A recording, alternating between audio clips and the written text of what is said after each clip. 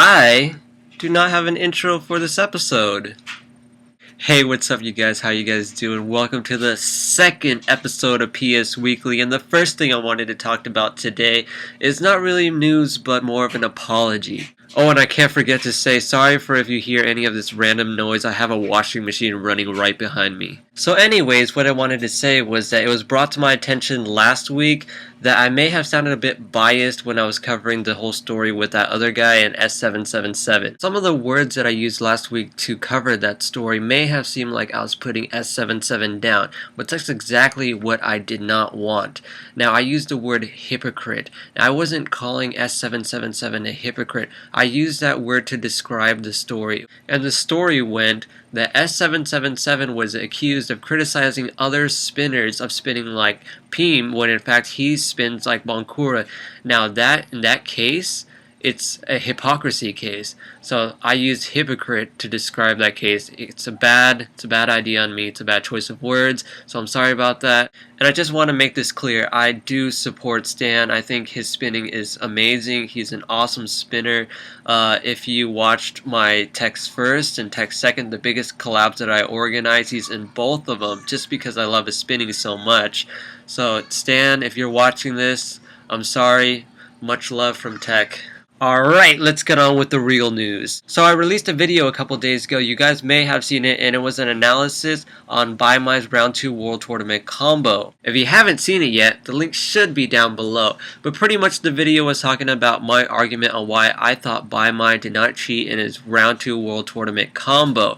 Now this video was directly to Ichi, this guy that I was having this conversation with, because he believes that BaiMai did in fact cheat in his combo. Even after watching the video, Ichi still believed that BaiMai cheated in his combo by editing. So Ichi and I still continue to go back and forth, and eventually I decided, hey, we're not going to prove anything here just by arguing, so let's just agree to disagree.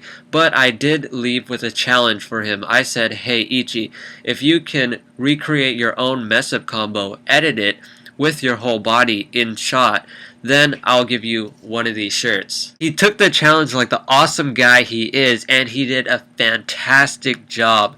Now, if you haven't seen that video yet, the link should be down below, and it pretty much showed his mess up and how he edited it, and also how to fix the background stuff if it was changed or altered in any way. However, he did not put his body in the shot like I asked, but I think he showed enough, and it really showed how easy it is to edit a video. For me to ask him to put his whole body in there would just be nitpicking. Now this doesn't fully prove that BaiMai cheated. I'm not really sure if it's even possible to figure that out, but it really does make me think twice, because my logic of thinking that he did not cheat was based upon likeliness. A person like BaiMai, it seems very unlikely for him to cheat, but after watching this video, his likeliness of not cheating went down just a bit.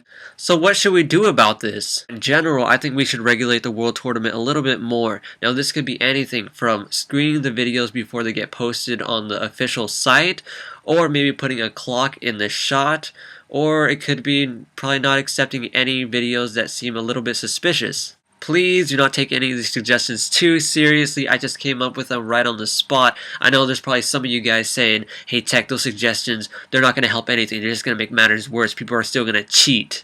But really, anything realistic that we can come up with isn't going to 100% prevent people from cheating. But what it does do is make it harder for them to cheat, maybe discourage them from cheating. So, Ichi, I do owe you a shirt. Now, I'm happy to owe you a shirt because what you did show is a lot more important than just a shirt. I think this is a really serious topic, and I think we really should do something about this, because if we don't do anything about this, it really shows how serious we are with our spinning, especially if it's in the biggest event of pen spinning, the World Tournament. And more World Tournament news. Have you ever was watching a World Tournament combo and you were just like, what the heck did they just do? Now, the best way to figure out what they did was to read through a breakdown of their combo. Of course, somebody has to go through and watch the video closely and write down all the tricks that they did. Now, there's actually a committee that is set up for the World Tournament to break down all of the combos. This is kind of old news since they've been out before the World Tournament even started, but I'm sure some of you guys don't know about this. They just recently came out with the round 1 breakdown combos, however it's kind of incomplete. The reason why it's incomplete is that it takes a lot of work, it takes a lot of manpower, it takes a lot of women power to break down all of these combos, and in the first round of the World Tournament there were a lot of videos, so they do in fact need your help. And if you're interested, there's a link down below to a thread on UPSB. There's an application on the thread, fill it out, send it to Hoiboy. There's also a link to the website if you want to check out all the breakdowns that they have done so far. But yes, they do need your help, and I'm sure that Hoiboy and his team will really appreciate it. As for the next round of the World Tournament, the videos should be out tomorrow. I'm so excited to watch them.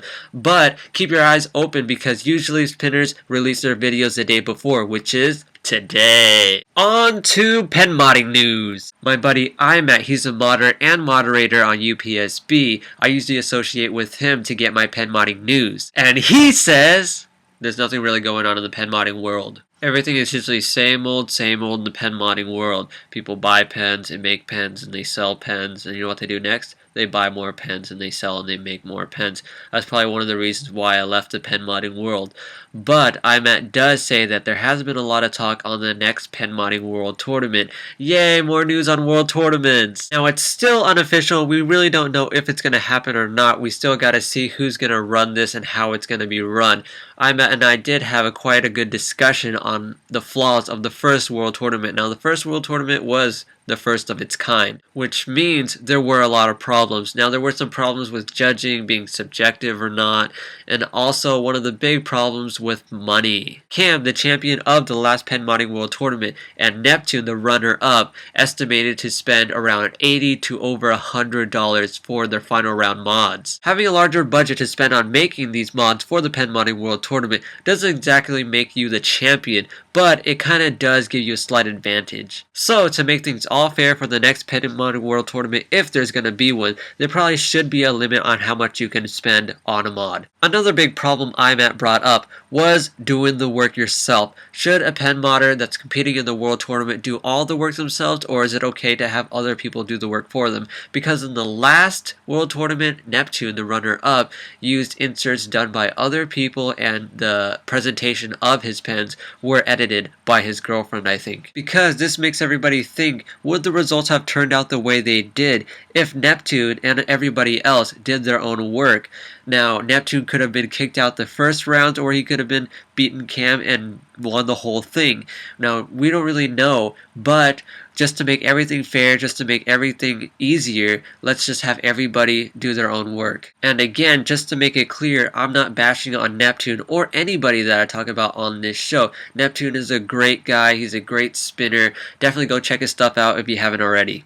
And now, what everybody's been waiting for, the pen spinning combo of the week. I know some of you guys were like, hey Tech, are you going to bring back the pen spinning combo of the week? And for those who don't know, I did the pen spinning combo of the week in the last season's PS Weekly. It's pretty much me picking out the best combo that I found, and it doesn't have to be that, it doesn't have to come out that week, it just had to be a super awesome combo. Since we're on the topic of World Tournament this whole episode, I'm going to choose the combo of the week from the last round of the World Tournament, and the winner goes to Kin. Kin is a super awesome, super pro MX spinner, and he really does show how hard and how awesome you can spin with only just an MX, a plain old MX. So if you haven't seen that video yet, the link should be down below. It's his last round, the round 3 combo. He does this like super weird but super crazy ass triangle hybrid thing. It's so crazy. You gotta go check that out.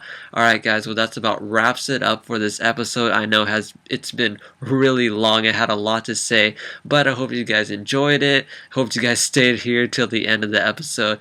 And if you liked it, then give me a thumbs up. Let me know in the comments down below what you thought. And also, if you haven't yet, subscribe to make sure that you get all the newest notifications if I ever upload any new videos. And I'll catch you guys in the next video. Peace. Shaka.